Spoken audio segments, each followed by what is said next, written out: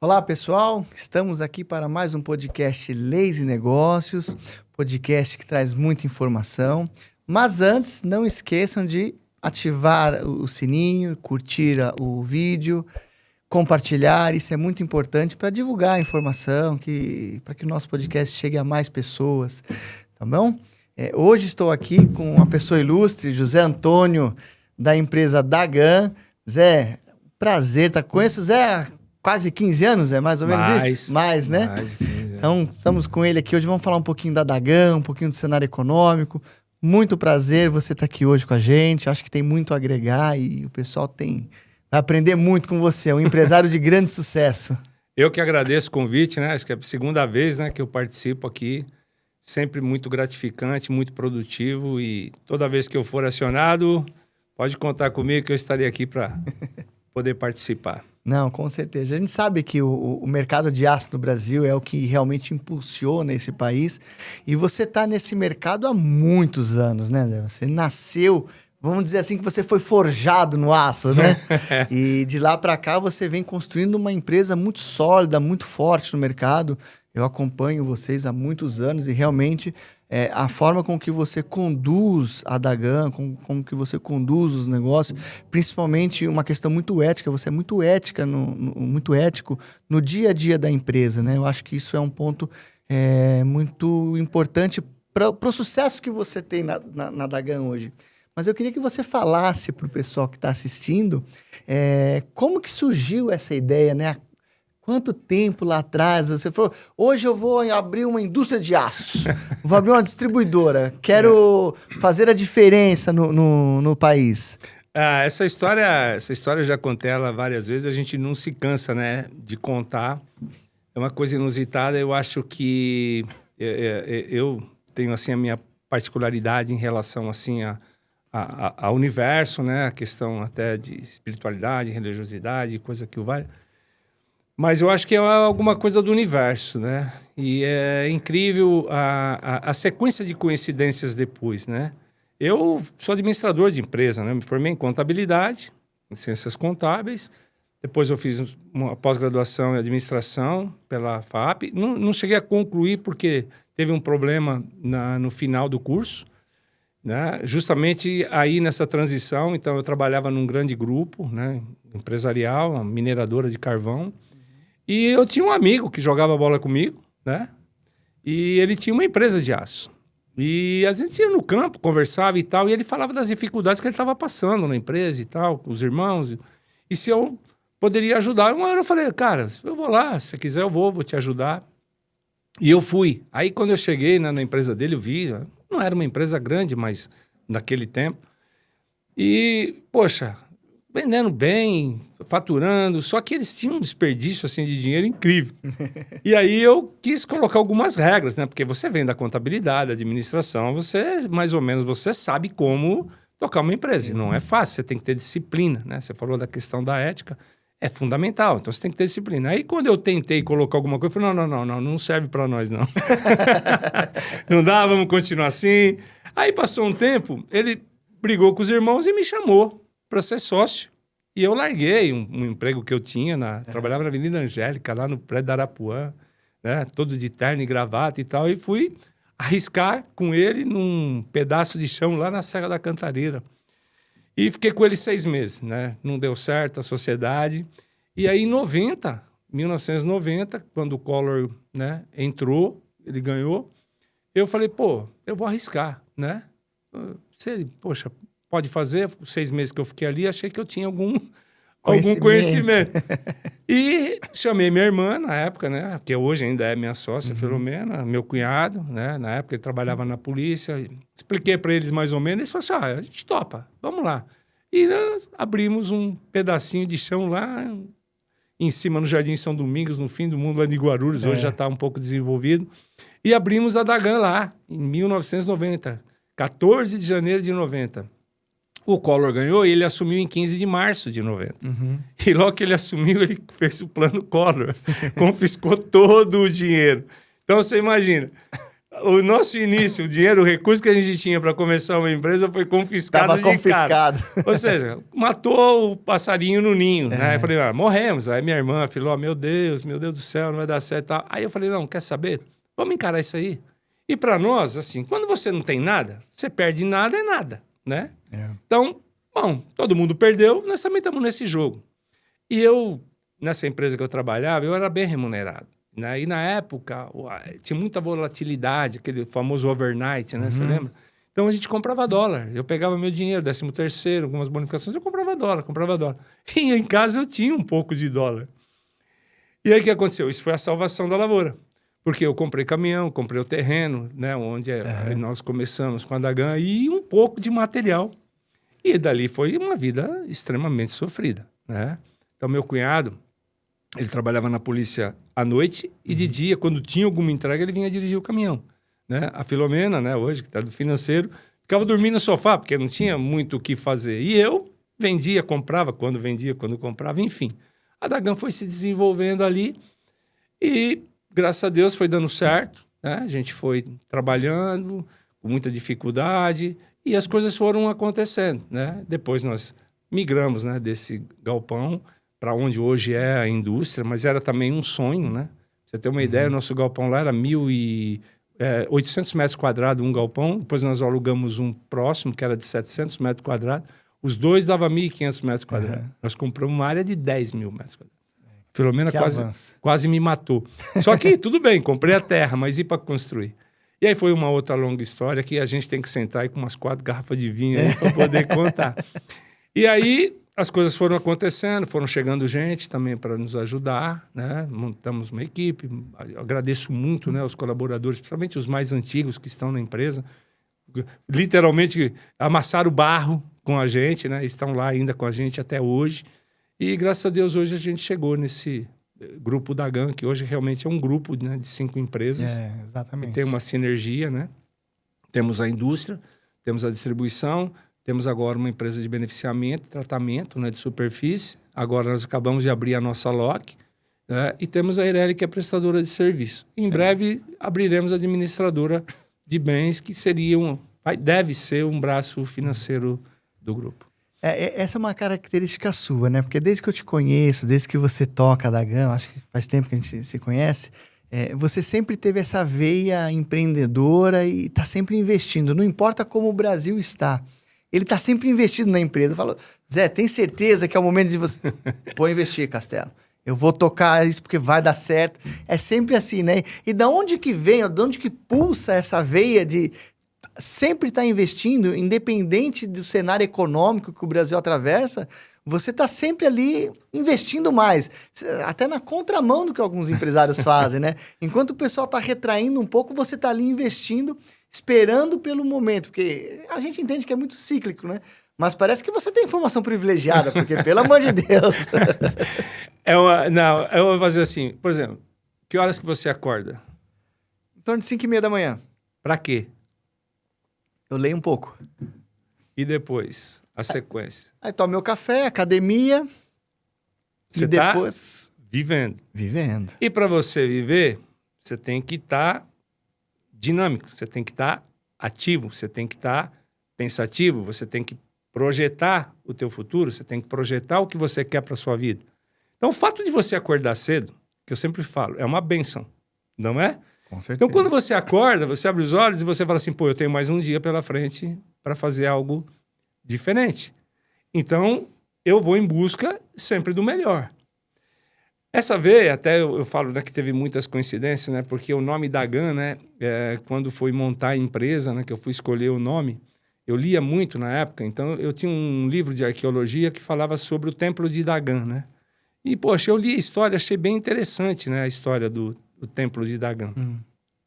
Que era um templo onde era dos fenícios, né, que eles subjugavam alguns povos e até era um pouco bem pesado, né? Quando eles subjugavam aqueles povos, eles castravam os homens em sinal de força, de fortaleza, e levava aquilo em oferenda ao deus Dagan. E tinha... todo o tesouro eles guardavam naquele templo. E tinha 2 leões que tomavam conta daquele templo. Então, era um templo que não chegou a ser destruído. Ninguém conseguiu derrubar aquele templo. Eu falei, pô, já que eu vou montar um negócio, eu quero que esse negócio seja forte, né? Que eu acumule riqueza e que ninguém destrua. Tentaram, né? Plano Collor e tantos outros tentaram, e a gente está aí de pé até hoje. E depois, olha que incrível, nós começamos como uma pequena revenda de material, né? Para serralheria, alguma coisa e tal. Depois eu fui pesquisar realmente quem era Dagan, né? O deus Dagan, né? E por incrível que pareça, ele era o deus da agricultura. E a Dagan hoje é uma empresa, principalmente a nossa indústria, voltada quase que exclusivamente para o agronegócio, né? Para as grandes empresas, né? Fabricantes de máquinas e equipamentos agrícolas. E, assim, de onde vem essa veia?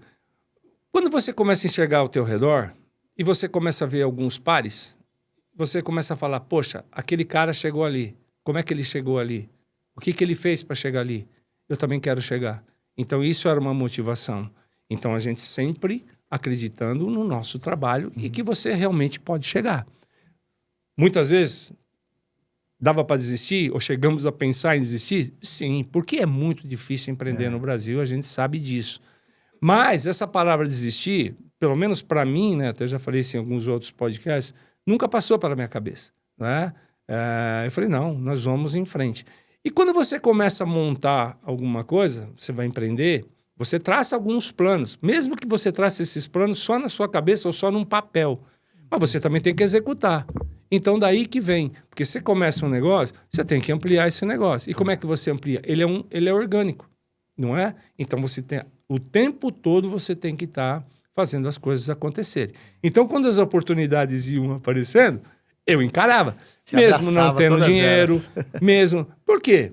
Porque, pô, parcelou, tá dando para pagar? Vambora! E por quê? Você vai trabalhar e você vai conseguir pagar.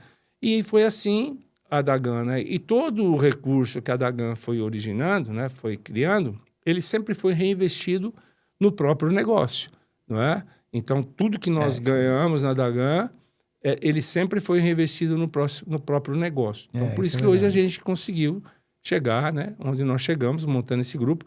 E tem mais novidades por aí. Nós continuamos investindo e vamos continuar crescendo, se Deus quiser. Disso eu não tenho dúvida, né? Te conhecendo. Com o apoio do Deus Dagan lá da agricultura. Vai conseguir. Você falou, né? Grande parte da Dagan hoje, a produção da Dagan, é direcionada ao agronegócio, que é, na verdade, o que é a locomotiva deste país, né? Desde na pandemia, foi quem realmente segurou a onda do país, exatamente, segurou a economia. Hoje a gente tem um agronegócio muito, muito forte. Teve até agora um entrevezinho no Plano Safra, né? Que isso prejudicou muito o agronegócio. Estão vendo até seu site? Essa foto aqui, ela ilustra bem, né? O agronegócio. Então aqui, o seu site aqui são as áreas que realmente que você atua, né? Para quem que você faz os trabalhos. Mas ficou bem bonito seu site, viu? Essa foto do agronegócio, que aí vamos dizer, seu carro-chefe, ela ficou bem interessante. Você acha que essa questão do Plano Safra, ela pode impactar muito também na Dagan, Zé? Olha, os agricultores, eles já estão acostumados com isso. Isso não é novidade, né? Eles já estão um pouco calejados. E o que está sendo interessante? Eles já estão começando um pouco a se desvincular do governo, vamos dizer assim. Já tem muitos outros bancos, porque o carro-chefe é o Banco do Brasil, né? Agora está entrando, parece que a Caixa está entrando, o Bradesco também entra, mas está entrando outros bancos, algumas outras cooperativas, também oferecendo crédito para o pessoal do agro. É óbvio que se você tem um plano safra robusto, não é? Com juros um pouco mais compatível, você vai fazer com que o agro realmente cresça e cresça muito.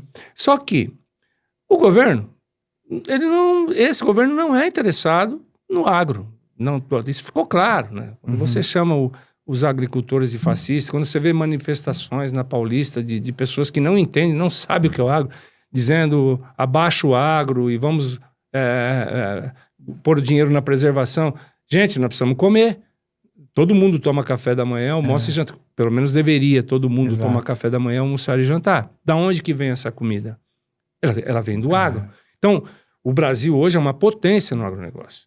Uma potência. É o único país no mundo que pode crescer em torno de 30% a 40% sem derrubar uma árvore. Tem muito espaço para crescer ainda. Espaço, né? Muito espaço. E ainda nós temos uma área preservada de mais de 66%. Nenhum país no mundo tem essa capacidade. Justamente os países que ainda ficam atirando pedra, né? A União Europeia é um deles, praticamente mas contra não tem o nosso uma área preservada. Eles não têm mais nada lá, É. não é? Então, se você pega um avião, você sobrevoa a Europa, você vê que todos aqueles quadrados, todos eles devidamente ocupados, não tem mais espaço. É até bonito, né? Você forma um mosaico bonito, você vê em cima do avião. Agora, sai daqui de Guarulhos, entendeu? Você começa a voar um pouquinho, saiu, chegando ali perto do Rio Grande do Sul, é terra, terra, terra, terra. Então, Mato Grosso, então, Goiás, região do Matopiba, nem se fala. Então, nós temos um potencial de crescimento ainda no agro gigantesco. E por que nós estamos no agro e a gente acredita e investe? Porque nós sabemos que o Brasil vai ser, e já é, mas vai continuar sendo, um dos maiores players do mundo em termos de fornecimento de alimento. Não é? Então, se você planta, você tem que colher. Então, para plantar, você precisa de máquina e para colher, você precisa de máquina. Então, quer dizer, o nosso negócio se torna perene. Entendeu? Então, o governo deveria olhar melhor para o agro, mas não vai ser esse governo. A gente sabe que esse governo não tem o mínimo interesse em cuidar da nossa agricultura. Vou dar um exemplo, por exemplo. Poxa, tem incentivo para a indústria automobilística. A indústria automobilística já está saturada. Saturadíssima, Está saturada. Não tem mais onde pôr carro em São Paulo. Entendeu? Já não gera mais os empregos que geravam. Ford realmente, você viu, pegou, foi embora. Outras...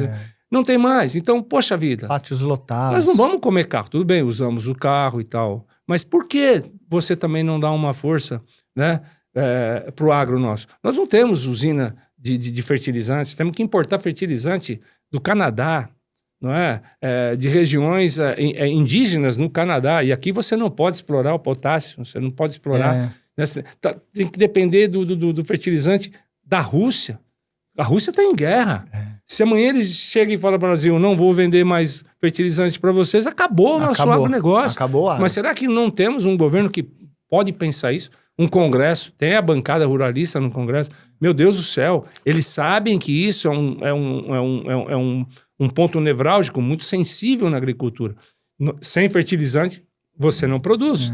E nós não temos, né, indústria de fertilizante. Então, precisaria fazer muito mais para o agro. Está vindo uma nova geração de máquinas agora, né? Máquinas autônomas, incrível, já é uma realidade. Quando chegar aqui no Brasil, e vai chegar, a própria, já tem uma montadora, né, grande, famosa, já trabalhando em cima de máquinas autônomas. Então, o que vai acontecer? Nós vamos ter que mudar todo esse parque de máquina que nós temos hoje. Eles vão ficar obsoletos. Vão ficar. Então, a gente vende peça e aço para esse segmento. A Dagan, com certeza, vai continuar para os seus próximos 10, 20 anos aí, fornecendo peça para o agro. Abre uma boa perspectiva, né? Porque, na verdade, a gente está naquele momento de inovação para o agronegócio também, né? Isso em todos os segmentos do agro, seja pecuário ou não, a gente sempre vai ter um ponto de inovação. E é o que você falou, nós temos espaço ainda para crescer com o agronegócio no país. Só falta agora um pouco de ajuda governamental para que o agro realmente possa deslanchar. Já é um setor que brigou muito, que tenta se manter de uma maneira mais consistente no mercado e está conseguindo, mas algumas empresas do agro elas ainda têm muitas dificuldades, né, para se manter. E as dificuldades não apenas com relação à própria operação, mas com relação às questões governamentais, porque eu converso com o pessoal do agro, ele fala, se o governo não atrapalhar, para nós já está bom. Excelente. Já está ótimo, ele só não precisa atrapalhar, esquece a gente, deixa que a gente trabalhe aqui. Só não tira nada da gente, deixa a gente trabalhar sossegado. Excelente. Então, essa questão do agro é muito importante, porque o agro, no Brasil, ele não alimenta só o Brasil, ele alimenta o mundo inteiro. Não é à toa que muitos países olham para nós aqui com... Olha, eu preciso comprar a produção brasileira de soja, de açúcar, enfim, do que nós temos de melhor aqui. Você acha, inclusive, nesse contexto todo, o que o governo poderia fazer hoje para poder contribuir com o agronegócio? E não só com o agro, mas toda a cadeia produtiva que está amparada ao agro, né? Nós temos, por exemplo, o agro propriamente dito, mas nós temos também as empresas que prestam serviço para o agro, que fazem com que o agro aconteça. Porque a gente não teria agronegócio se eu não tivesse a Dagan. Com certeza. Porque a Dagan fornece os equipamentos para que o agro possa existir. Então, é um conjunto. É um conjunto. Você acredita que o governo poderia contribuir mais com esses setores que também estão indiretamente ou diretamente atrelados ao agro? Não tem a menor dúvida. Eu acho que um dos grandes gargalos hoje é a insegurança.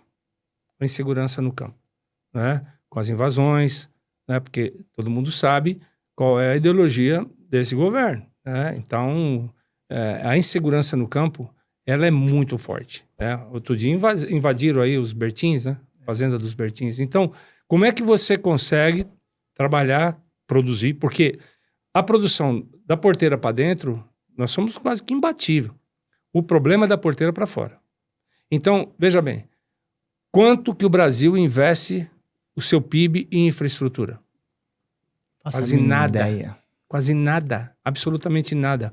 Todo o nosso PIB, basicamente, dá para pagar despesas de custeio. Não sobra absolutamente quase nada para infraestrutura. Então você, por exemplo, você roda para as estradas do Rio Grande do Sul, são estradas perigosíssimas.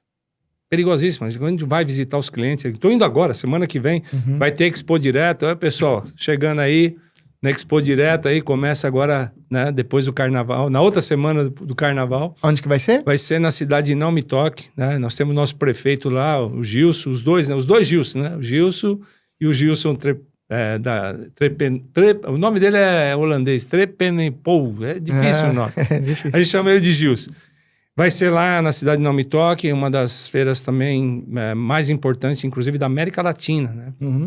E então, você rodando aquelas estradas, são estradas, olha, deficitárias, ruins, muito acidente, muito buraco, muitas carretas. Então, não tem uma infraestrutura. Os portos nossos, para exportação, não é? Acabou. Agora estão falando na Ferrogrão e algumas outras ferrovias que vão querer escoar a produção, não é?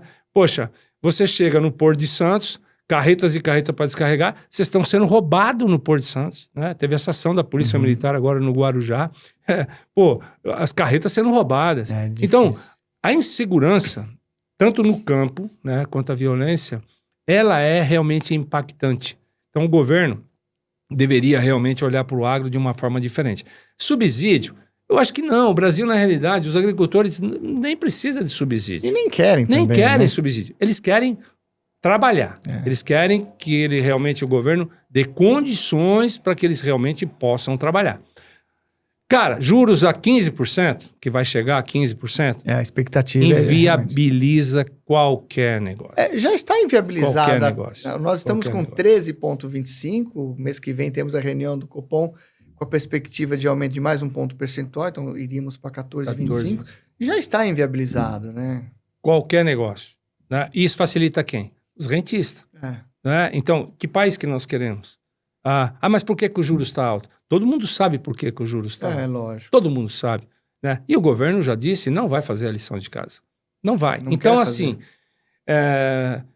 gente, nós estamos no meio do mandato e já estão discutindo eleição em 2026. Mas como é que nós vamos atravessar 2025 nós vamos atravessar 2026? Não chegamos nem na metade do ano ainda, já estamos falando em eleição presidencial. Como é que pode? Então, não tem um planejamento. Não tem um plano de governo. Não há. Então, o empresário, ele fica realmente ao Deus dará. Então, muitos pensam o seguinte, eu vou investir, que produto que me dá 15% ao ano líquido?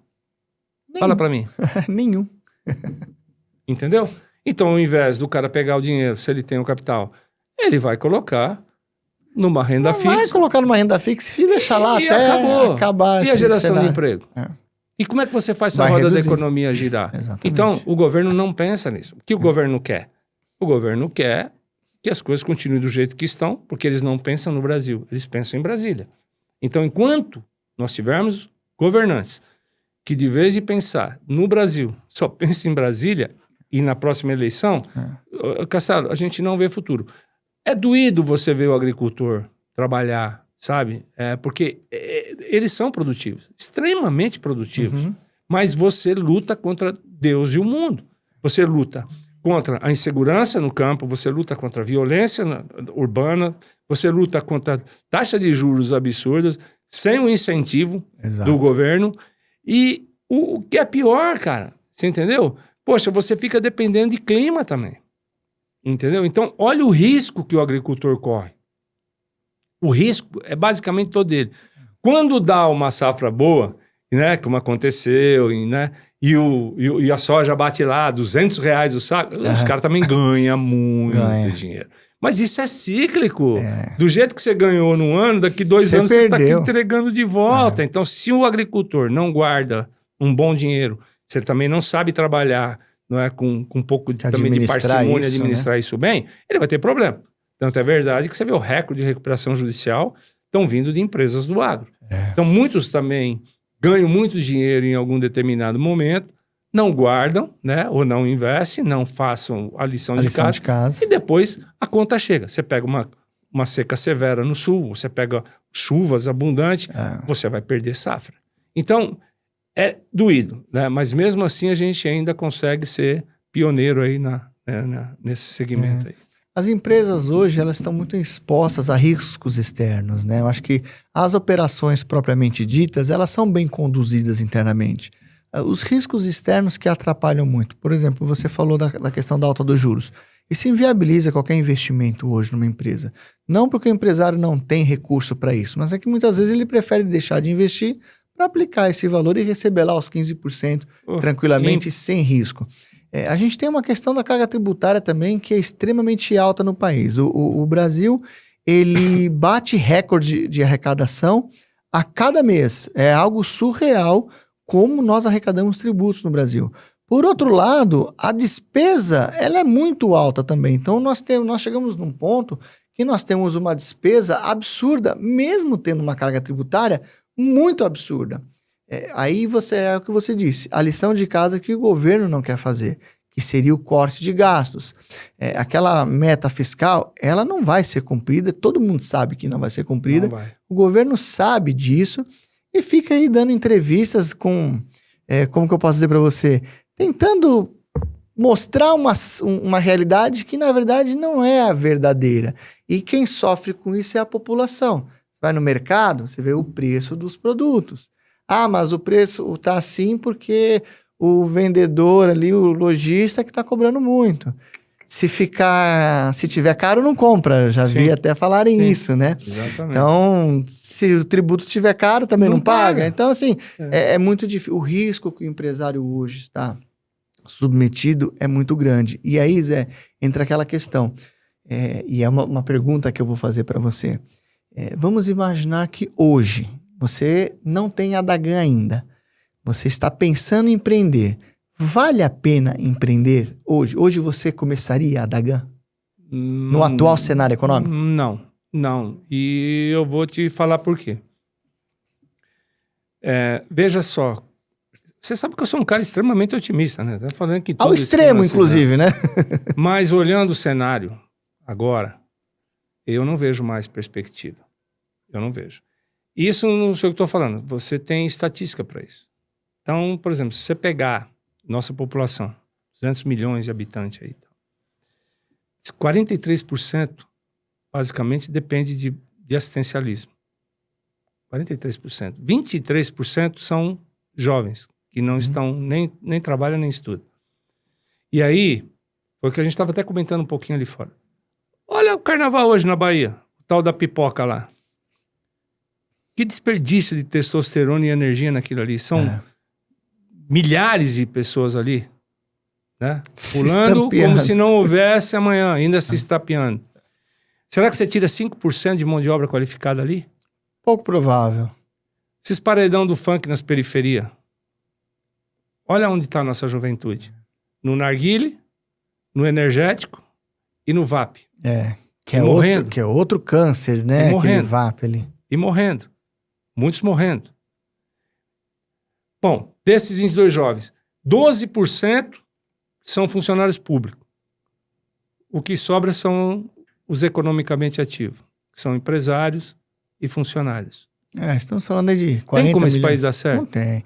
Numa população de 220 milhões de Não pessoas, tem como dar certo.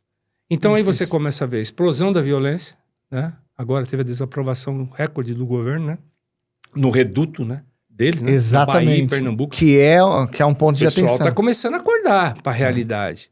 Né? 44% na Bahia diz que o maior problema é a violência. O crime organizado tomou conta, não só da Bahia, mas do Rio de Janeiro, aqui Guarujá, em São Paulo, Guarujá. Então, Castelo, olhando para o Brasil macro, né? Não olhando para nós. Por exemplo, você tem tua empresa, teu escritório, que você conduz muito bem, tem um belo rendimento, vive muito bem. Eu tenho a nossa empresa lá, que a gente também, o que eu ganho mais que satisfatório, dá para eu viver tranquilamente. Então, parece que a gente poderia dizer o seguinte, aperta a tecla F aí e tá tudo certo. Mas quando você olha para a questão macro, que eu não estou falando de mim, eu já estou com 64, né? Daqui 10 anos, esse ano eu paro, já falei que esse ano eu me aposento. Então, já deu para mim. Mas e o que vem pela frente? Então, quando você olha o que vem pela frente, é desanimador. Temos ilhas de excelência? Temos, não é? Não vamos dizer que toda essa juventude que está aí está no funk, está no rap, não, tem. Mas a grande maioria, ela está sendo basicamente consumida por isso. Então, nós temos um governo que ele não é um governo. Ele é um pai assistencialista, que ele está dando esmola para quem não quer. Exato. Problema de mão de obra no Nordeste. Muita gente não quer trabalhar. Quantos depoimentos de gente que diz, olha, uma senhora que estava conversando com ela, tem uma terra na Bahia, em Ilhéus, e lá um negócio de cacau, e ela precisava de gente para limpar. Ela fala que ninguém quer trabalhar, porque o cara vai receber o salário Bolsa Família e outros benefícios. Então não tem como esse país dar certo. Não tem como esse país dar certo. Para esse país voltar a ser, ou se tornar um país civilizado, nós teríamos que mudar um governo agora, colocar um governo que realmente pensasse o Brasil, como eu falei, não em Brasília e nas próximas eleições, fizesse um plano de governo violento, choque de gestão, e aí eu estou falando choque de gestão, tem que ser uma coisa realmente muito forte, um combate muito violento ao crime, teria que ser igual está se fazendo lá o Bukele, né? Que é uma coisa incrível. El Salvador, né? El Salvador está fazendo uma coisa incrível, né? Tem que fazer isso. Tem que chegar para esse povo e dizer o seguinte, cara, eu não vou mais te dar bolsa. Eu vou tentar gerar emprego e te dar renda. Mas nós vemos nessa discussão há mais de 20 anos. Então não tem saída. Nós não temos porta de saída. Então tinha que entrar um governo sério, comprometido, certo? Para daqui 30 anos, daqui os próximos 30 anos, contando a partir de hoje, vamos dizer assim, nós nos tornarmos um país um pouco melhor. Do jeito que está indo e da forma como está aí, juro para você que eu não vejo, e eu não gosto de ser pessimista, mas eu não vejo futuro. Muita perspectiva, né? Eu não sou contra o assistencialismo. Eu acho que ele tem que existir, ainda mais num país como o Brasil, que nós temos uma desigualdade muito grande. Mas eu penso que... Você tem que dar uma porta de saída. Tem que dar uma porta de saída, exatamente. Nós não temos porta de saída. Assim, eu mudaria um pouco essa questão do assistencialismo aqui no Brasil, sabe, Zé? Eu acho que é importante que tenha-se uma reflexão e que o Congresso comece a olhar para isso como um problema para as gerações futuras. Porque hoje, ok, mas amanhã esse pessoal, inclusive, que está no Congresso, eles não estarão mais. São os filhos dele, a família dele que estará por aqui. E que Brasil que nós vamos deixar para os nossos filhos e netos? Então, no meu ponto de vista, eu sou a favor do assistencialismo, mas com uma porta de saída, como você falou. Então, um período para a pessoa se capacitar. Só que eu ainda vou mais além. Dentro desse assistencialismo, na minha opinião, o direito ao voto ficaria suspenso. Se você recebe algum tipo de benefício governamental, o seu direito ao voto estaria suspenso. Ou seja, quem recebe assistencialismo não pode votar. Isso é o meu ponto de vista. Muitos vão achar que eu não ia ter eleição. Não, iam votar 40 milhões. Mas seria o correto, porque é muito difícil você pegar uma pessoa que recebe assistencialismo, Mas é óbvio, isso é que eu falo, tem 3 eleitores do partido de esquerda, né? Os ignorantes, o que o ignorante eu falo no sentido de ignorar o que acontece no Brasil, não é? São pessoas lá, em rincões lá no Norte e Nordeste, que todo mundo sabe que existe. Eu fui jogar em Maceió, ficamos num resort, coisa mais linda lá, entendeu? Como é o nome lá do resort lá? Esqueci lá. Coisa mais linda. Mas quando você sai do resort, que você vai para o entorno, você vê a pobreza. Então, tem esses ignorantes, infelizmente, que são massivamente capturados pelas oligarquias regionais, entendeu? Então você fala, por exemplo, em Alagoas, você tem os Collor, você tem os Calheiros, você tem os Lira, sempre esses caras. No Maranhão, você tem Sarney, produziram um tal de Flávio Dino, né? Um comunista, confesso, né? Quem lê o decálogo de Lenin vai entender qual que é. E ele está no Supremo. Exato. Complicado, entendeu? Você tem no Amapá hoje, Alcolumbre, que está lá, presidente do Senado. Amapá tem 700 mil habitantes. Metade da população de Guarulhos. Recebeu agora de emenda 500 milhões de reais. Olha isso. O equivalente a 700 reais per capita. Será que isso vai ser investido em indústria? Vai ser investido em comércio? Você acha? Para onde que vai? Para onde vai? 51 bi em emendas parlamentares? Já estão falando que tem gente ganhando 6% de comissão para intermediar. Então você acha que esse país tem condições de dar certo, Castelo? É muito difícil. Eu sou a favor do assistencialismo. Porque esses ignorantes, coitados, que são... Eu confesso que eles são os coitados. Eles são massificados por essas oligarquias. Eles estão presos a essa situação. Sim. Você entendeu? Viraram reféns. Viraram né? reféns disso. Tem que ajudar? Claro que tem que ajudar. Mas se o Congresso, se os governantes não enxergarem uma porta de saída para isso, eles vão continuar refém o resto da vida. O resto da vida. Depois tem os militantes, que a gente sabe quem são os militantes. E aí não tem o que fazer, né? Não tem o que fazer, porque são filhos é. de pais conservadores, que vivem de mesada, fuma uma maconha aqui, outra ali, tá tudo certo, e põe uma camiseta vermelha e fora o agro é fascista. A gente sabe quem são esses militantes. É uma dó, dá dó, porque esses têm um pouco de conhecimento do que acontece no Brasil. Depois vem os artistas intelectuais, que esse para mim são os piores. São sustentados pela Lei Rouanet. São os piores, porque esse sim tem pleno conhecimento da situação. E o mercado financeiro. Você sabe que o mercado financeiro apoia o caos.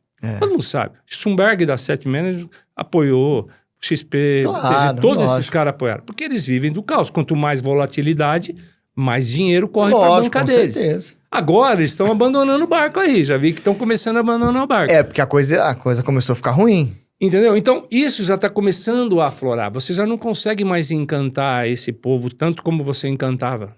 Que o nosso encantador de serpente aí encanta. Já não dá mais. O povo está realmente começando a acordar. Graças ao quê? Plataformas digitais. Por que eles querem regular de tal forma a plataforma? Porque, meu amigo...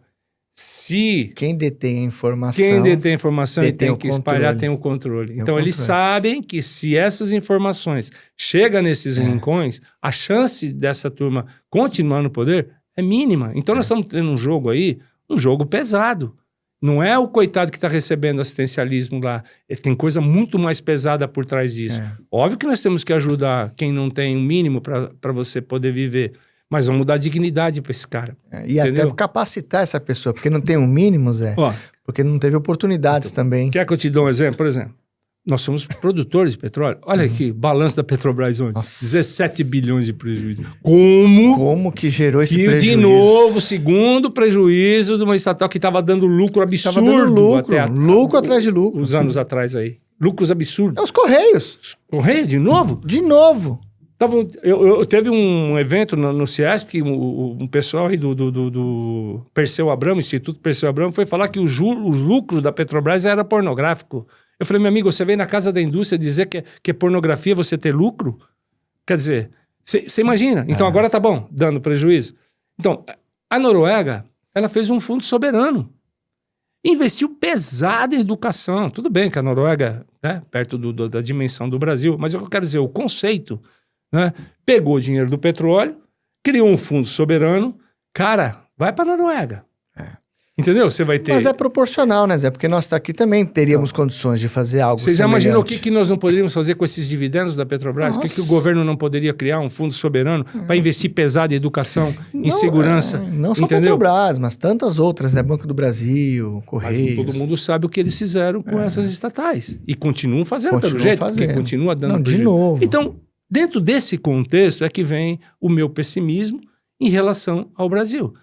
26, pode ser que as coisas mudem? Tomara a Deus que comece a mudar. Mas eu já acho tarde demais para você tentar colocar alguma coisa. Talvez teus filhos, daqui 30 anos, vão poder enxergar um país diferente. O estrago já foi feito, né? Então, assim, para você poder recuperar um estrago, demora muito tempo, Zé. Hoje eu vejo que se a gente conseguisse, se o brasileiro conseguisse mudar essa chave nas próximas eleições, eu entendo que a gente precisaria de pelo menos uns 4 mandatos da mesma ideologia. Pelo menos 4 mandatos da mesma ideologia para colocar a casa em ordem para colher os frutos 20 anos depois. É isso. Mas é essa conta que eu faço. A gente está falando aqui em algo para 40 anos se arrumar hoje.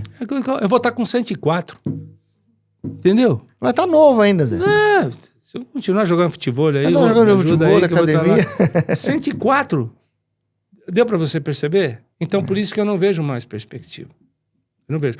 Muitos querem sair do país. Eu também não acho que seria o canal você sair. Óbvio que não. também não é, né? Mas eu vou te dar um exemplo. Você trabalha a vida inteira, né? Por exemplo, a Dagan tem 35 anos, né? Eu trabalho desde os 13. Entendeu? Então, são 51 anos aí... Na labuta, Na labuta. Então, por isso que chega, né? Já deu. Tá tudo certo. A latinha já não tá mais a mesma. Já não dá. O corpo já não reage mais tanto. São tanto de labuta. Conseguiu juntar um patrimônio pessoal? Não. Eu quase não tenho patrimônio pessoal. Todo o meu recurso tá no grupo Dagan. Sempre foi investido na Dagan. Sempre foi investido na Dagan. Todo mundo fala, mas você é rico. Rico aonde? Meu dinheiro tá na Dagan. Eu só vou ver alguma coisa se um dia eu vender a Dagan e pôr um cheque no bolso. Né? A gente trabalha para ela justamente para que ela cresça, para que ela tenha valor. Não é? Não importa se vai ficar de herança. Porque eu falei, uma empresa tem 3 caminhos, né? Ou ela quebra, ou ela é herdada, ou ela é vendida. Exato. Então a gente trabalha na Dagan, eu pelo menos trabalho na Dagan todos os dias para que ela seja vendida. Mesmo que ela não vá ser vendida. Mas eu trabalho para que... né, ela fica uma noiva muito atraente, bonita, né? Cheirosa, limpinha, maravilhosa, para alguém chegar e falar, pô, me interessa, quero casar. Tá bom, me dá o dote aqui, tá tudo certo. Então você pega esse dinheiro, aí você poderia falar o quê? Pô, como muitos estão fazendo, vai embora para Portugal, vai embora para Itália. Agora os Estados Unidos, o Trump meteu um cheque de 5 milhões, se você quer entrar lá, entendeu?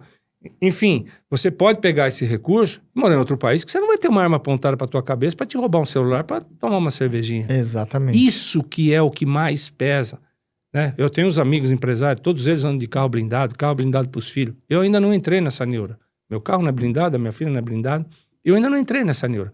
Mas vendo tudo isso, você chega um momento que você fala assim, cara, eu vou ter que gastar isso. Cansei. Mas por que eu vou gastar 100 mil na blindagem de um carro? Era necessário?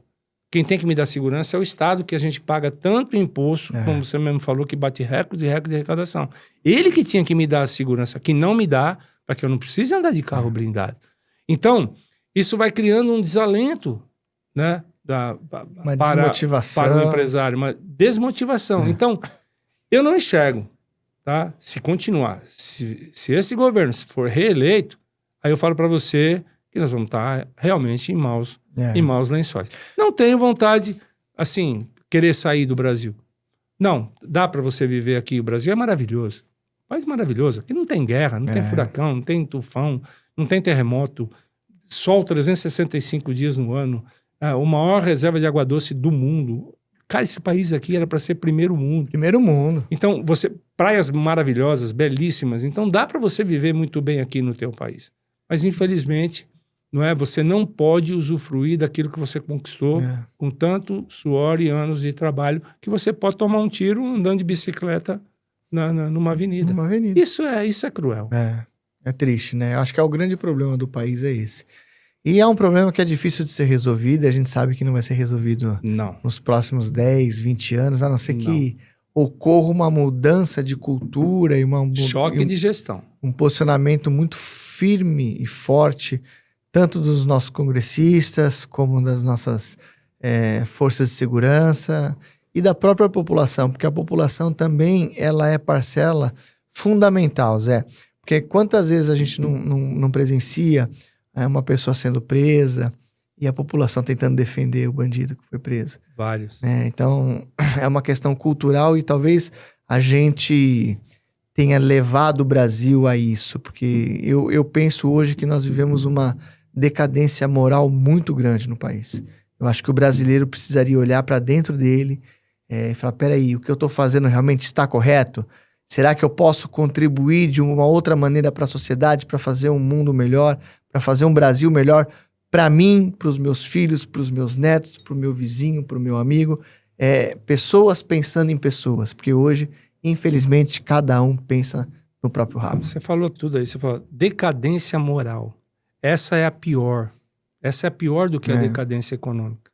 Né? Porque a decadência econômica, às vezes, você trabalha, você sai. Mas a decadência moral, ela é cruel. Eu tenho dó dessa juventude. Né? Quem nasceu lá ouvindo Belchior, Caetano, Chico, independentemente também da posição política desses caras, a gente tem que saber separar o artista da persona, né?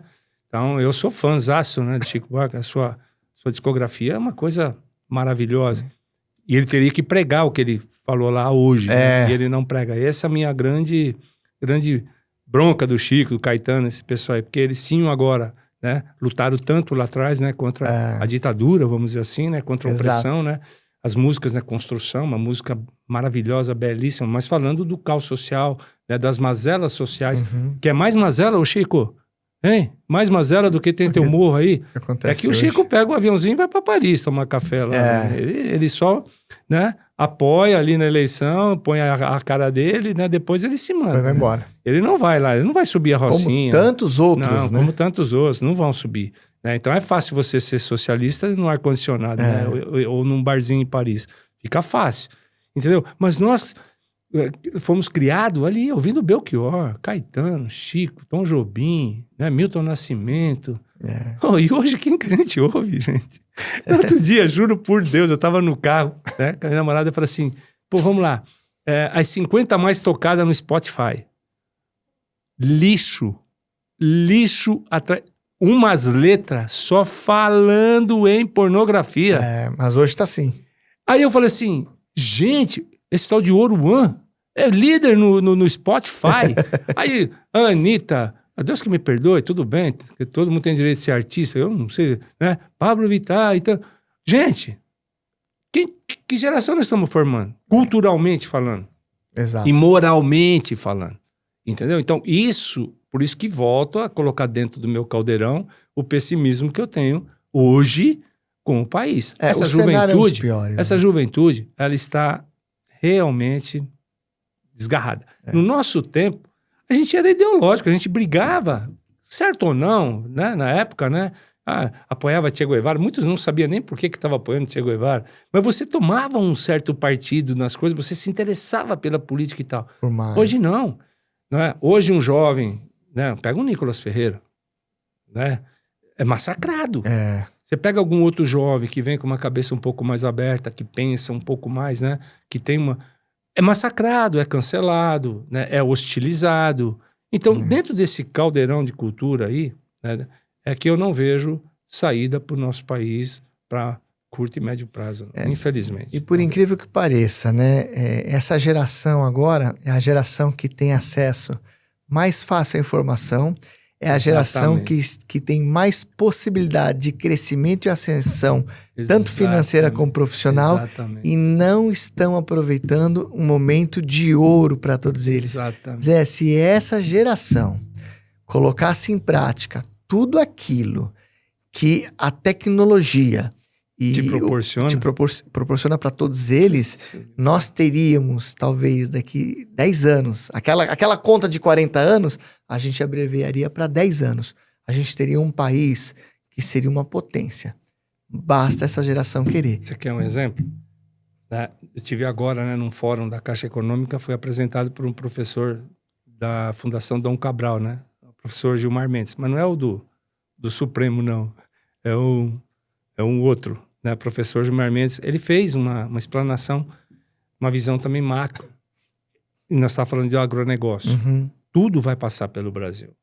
O Brasil vai ser o maior supridor, né, da cadeia alimentar do mundo. Já é e vai continuar sendo. Energias renováveis, energia verde, hidrogênio verde, vai passar pelo Brasil. Energia eólica vai passar, já está passando pelo Brasil. A solar, né? Sem falar na hidrelétrica e nem se falar na nuclear, que a gente não tem. Ainda, então, né? Não tem. Você imagina o potencial que esse país tem. E nós estamos desperdiçando essa mão de obra, essa juventude, tá? De uma forma que não vai ter como você consertar na frente. Porque começa a pensar na demografia. Hoje, meus avós tinham 13 filhos. Minha mãe teve 4. Eu tive 1. Minha filha tem um pet. Deu para você entender? Esse é outra questão. E se nós perdermos essa massa de mão de obra agora, que poderia, como você falou, estar estudando, Coreia do Sul. Mudou quem era a Coreia do Sul. Exatamente. A China, 40 anos atrás... A própria China. O PIB brasileiro era maior que o da China 40 anos atrás. Hoje o PIB da China são 19 trilhões de dólares. Mas é uma cultura muito distinta, né? Você pega as crianças na escola na China, na Coreia do Sul, e você pega as crianças na escola no Brasil, você vê que o nível de educação... Por isso que eu falo, investimento em educação, segurança e saúde é primordial. E é muito engraçado, né? Olha que coisa. Assim. Tudo que você depende do Estado é deficitário. Tudo que você tem é o capitalismo que te deu. Então, o seu carro é o capitalismo. E você tem que pagar o Estado. Exatamente. Pagar IPVA. O seu celular é o capitalismo. Agora, a saúde, que é o Estado que provém, você tem que ter particular, porque senão você não consegue. Você morre. Educação é a mesma coisa. Você tem o público, você tem. Só que você tem que ir para o particular, senão... Aí você faz o quê? Você cria uma desigualdade social gigantesca. Então você pega alguém que tem um pouco mais de conhecimento, coloca de recurso, põe numa escola privada e esse cara vai competir com uma universidade federal, uma USP, Como que você consegue dar esse grau de igualdade? Não consegue. Se você parte de posições totalmente diferentes. Exatamente. Você tem que partir de condições iguais para deixar as pessoas chegarem no final. Mas um cara numa escola privada, ele já está anos-luz na frente do cara da escola pública. Na frente. E aí, por isso que eu volto a dizer que eu sou pessimista nesse sentido, e realmente estou pessimista nesse sentido. O governador de São Paulo tentando colocar as escolas cívico-militar e a esquerda batendo violentamente contra. Né? Falei lá do Sul, na região Não Me Toque, lá no prefeito lá. Tem 2 escolas cívico-militar lá, tem fila de pais querendo matricular os alunos na escola. Então, não é difícil, gente. Não é difícil. Se tudo que foi desviado dessas estatais, se tudo que foi desviado, se você tivesse investido maciçamente em educação, nós iríamos realmente prover, né, mão de obra qualificadíssima para que nosso país pudesse desenvolver. Por isso que eu volto a repetir. Sou totalmente pessimista, porque o que eu estou vendo, tá, é realmente desastroso o que nós teremos aí pela frente aí nos próximos 10 anos. Porque essa juventude hoje de 20, daqui 10, 15 anos, vão estar com 35. A dúvida é fazendo o quê? O quê? Essa é a dúvida que eu tenho. Fazendo o quê? Fazendo o quê? A cada 10, talvez 2 façam alguma coisa, Zé. Fazendo o quê? Eles querem ser influencer? Que diz que dá dinheiro? Emicida, não que sei é o que outra coisa também. Jogador que, assim, de futebol? O pessoal acredita em tudo que aparece aqui também, Jogador né? de futebol? Que mais? A escola, gente. A educação é que forma. Não é? É só a educação que faz com que um país se desenvolva. Se você pegar as 10 maiores faculdades do mundo, universidades do mundo, as melhores, as 10 melhores, 8 estão nos Estados Unidos. 8. Então, todo mundo falando, a China vai superar os Estados Unidos. Mas nunca. Nunca. Consegue. PIB da China, 19 trilhões. Os Estados Unidos, 39 trilhões. Quando a China chegar na Lua, os Estados Unidos já está em Marte. Concordo plenamente. Investimento pesado. Eu vi agora o presidente, né, criticando as Big Tech, que não pode ficar no domínio da mão. O que o Brasil faz para investir em gente, em capacidade de cientistas, para que a gente possa desenvolver uma inteligência artificial no Brasil? Não faz nada, tanto que nunca o pessoal sai fazer. daqui, vai para fora e acaba ficando por lá. Agora, os caras estudam lá, os caras realmente se matam lá, são gênios, conseguem construir e agora vai ter que repartir com os que não trabalham. E acaba nem voltando. E não estudam.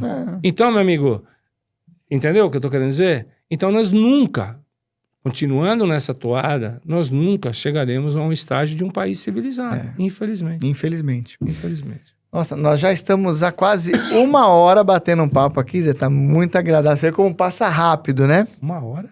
Agora eu queria, Zé, que você desse um conselho, 2 conselhos, com toda a sua experiência de vida, como empresário, como pessoa, como humano, que você desse 2 conselhos. O primeiro conselho para o empresário brasileiro. E o segundo conselho para os jovens desse país. Pode começar com qual que você quer. Acho que primeiro para o empresário, que o empresário está assistindo, e como você é um empresário de sucesso, você inspira pessoas. E talvez você vai inspirar esses empresários que hoje estão com a pulga atrás da orelha. Quando você me perguntou se eu investiria hoje, é óbvio que as situações seriam diferentes. Vamos supor, se eu tivesse um bom recurso em dinheiro, eu iria fazer a conta. Então, eu trabalharia com a conjuntura. Então, hoje, a conjuntura ela é totalmente desfavorável para quem quer empreender. Mas eu vou dizer o seguinte, não tem coisa melhor do que empreender. Não tem. Tá? Então, quem está realmente pensando em empreender, vai. Acredite no seu negócio, faça um plano estratégico. E tem que pôr uma coisa na cabeça. Muita gente acha, e muitas pessoas pensam que você abrir uma empresa, você vai ficar rico. Do dia para a noite, que você vai ser empresário, que você vai ficar rico. Cara, o caminho é suado, o caminho é árduo, o caminho é difícil. Então você tem que trilhar pelo caminho da ética, da honestidade, entendeu? Tentar ser o mais correto possível. Estudar aquilo que você está querendo fazer, o que você vai fazer, fazer planejamento e se dedicar. Porque não existe caminho fácil, né? Os atalhos vão te levar para o abismo, não tem jeito. Você tem que traçar uma linha, entendeu? Fixar nessa linha e seguir em frente sem desviar. Então, os empresários hoje, quem está querendo empreender, eu acho que deve empreender, tem que ter isso na mente. Ele tem que ver que ele vai, teoricamente, virar um escravo do seu negócio. A não ser que ele já comece com um valor, né, um capital social bastante robusto, né, com as coisas já realmente montadas, aí realmente fica muito mais fácil. Mas começar como nós começamos é muito difícil. Então você tem que ter disciplina, você realmente tem que pensar que tudo o que você ganhar, você tem que reinvestir no seu negócio. Saber separar a pessoa física da pessoa jurídica. Eu vejo muitos empresários hoje. Pô, tudo bem, cada um tem o seu direito, né? Mas, pô, é igual esse meu ex-sócio, ele falava assim, é firma pobre de patrão rico, né? Então ele queria tirar o máximo da empresa pro pessoal. Cara, jamais. Então eu falava assim, não, cara, vamos ter uma empresa forte de patrão remediado. Você precisa do teu recurso para você viver, para você comer, se alimentar, vestir e tal. Legal, seu prolabore, estipula um prolabore que seja o suficiente para você viver bem. O resto é sacrifício para a empresa.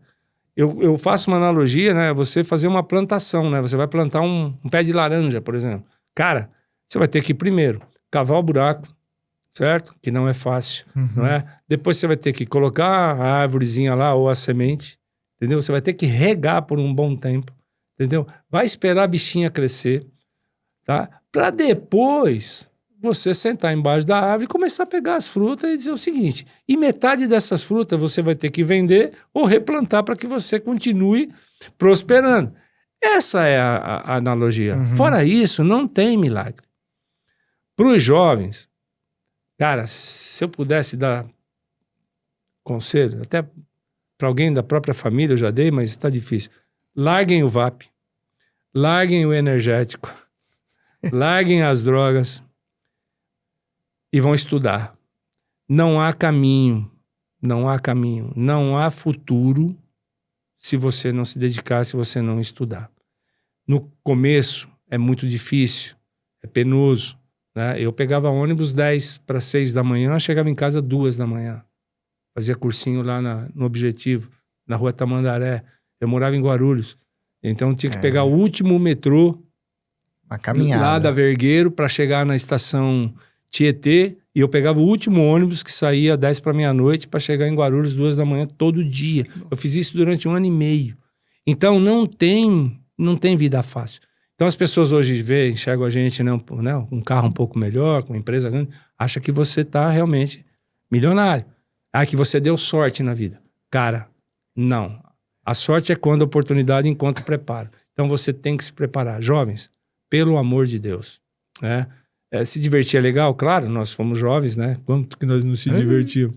Mas a gente tinha a nossa responsabilidade, que era realmente estudar. Então, o conselho que eu dou para os jovens é esse. Cara, estudem, tá? O máximo que vocês puderem. Façam línguas, curso de língua. Entrem realmente nessa nova onda que está chegando aí da alta tecnologia. Porque é isso que vai girar o mundo no futuro. Eu sou um analfabeto, semi-analfabeto digital, né? Então, eu mal sei mexer, né, no meu celular ou alguma coisa nesse sentido. Daqui 10, 15 anos, quem não souber essa linguagem vai ser analfabeto funcional mesmo. Então, jovens, abandone essas doideiras aí, senta num banco de aula e vai estudar que o teu futuro vai estar garantido. Pode ter certeza disso. Que belos conselhos aí, tanto para os empresários como para os jovens, viu? Só jovens. É isso. Aproveitem a oportunidade, aproveitem que vocês estão vivendo o melhor momento do mundo para as pessoas da idade de vocês. Vocês têm a faca e o queijo na mão. Basta saber utilizar de forma correta. Zé, mas acho que é isso. Muito obrigado. Chegamos em 1 hora de podcast. Aqui teria como a gente falar mais 1, 2 horas tranquilamente. Tem, né? Agradeço muito a sua presença. Foi uma honra ter aqui com vocês. E vamos marcar mais, né? Vamos marcar mais. Que assunto, né? A gente tem bastante, né? Quem sabe na próxima a gente já tenha novidades, né? Das mudanças. Então vamos fazer o seguinte: ver o clima. Se tiver novidades, você vai falar em primeira mão no podcast Leis e Negócios. E é o que eu digo: o Brasil é muito maior do que esse pessoal que está por aí, né? O Brasil é gigante, entendeu? É um gigante adormecido, né? Que ainda realmente não despertou. Então eu acho que nós temos que fazer a nossa parte. Eu acho que se acovardar, como eu falei, né? Às vezes jogar a toalha, sair, abandonar. Não é o caminho. Nós temos que lutar, entendeu? Se tiver que ir pra rua, a gente vai pra rua. Se tiver que defender nossos interesses, nós vamos defender. Uma coisa que eu prezo, né? E vou continuar prezando, é a nossa liberdade, não é? É a democracia, é a liberdade econômica, é o capitalismo. Eu não vejo nenhuma outra opção fora dessas aí. Nenhum outro. Pode pesquisar no mundo. Qual país que se desvirtuou desses conceitos que se deram bem? Que deu certo. Nenhum. Né? E olha os que seguem esse conceito, para ver como é que estão. Então, fora da liberdade econômica, fora da liberdade de expressão, fora do capitalismo, eu não vejo, não tenho saída. Porque não adianta você querer andar de Porsche, entendeu? Esperando que alguém vai te dar. Você vai ter que criar condições e oportunidades para que você possa fazer isso. E a única que pode te dar é o capitalismo. Fora esse, não vejo alternativa, exatamente. Não vejo saída. Se você depender do Estado, o máximo que você vai obter é um Bolsa Família. Lutar pelos nossos direitos, lutar por essa liberdade, lutar por esse conceito, né? Lutar pelo capitalismo, lutar pela democracia. Porque eu trabalho para que eu tenha benefício. Você também, você trabalha para que você tenha benefício. Então a gente trabalha de segunda a sexta, que a gente possa tomar um bom vinho no sábado, que a gente possa viajar, que a gente possa ter uma casa boa, né, que você possa comer bem. Simples assim, entendeu? Então, fora do capitalismo, eu não vejo você não tem isso, né? Você não vai ter. Você não tem isso. Você não vai ter isso. Então, um cenário distinto. Vamos lutar pelos nossos direitos, vamos realmente continuar e torcer para que o Brasil mude. Eu acho que vai mudar, entendeu? Tomara a Deus que mude, para que a gente possa dar para os nossos filhos, né, um pouco daquilo que a gente não teve nos últimos 30 anos. Concordo plenamente, Zé. Muito obrigado. Eu que agradeço. Pessoal, muito obrigado mais uma vez. Fiquem com Deus e uma ótima semana para todos.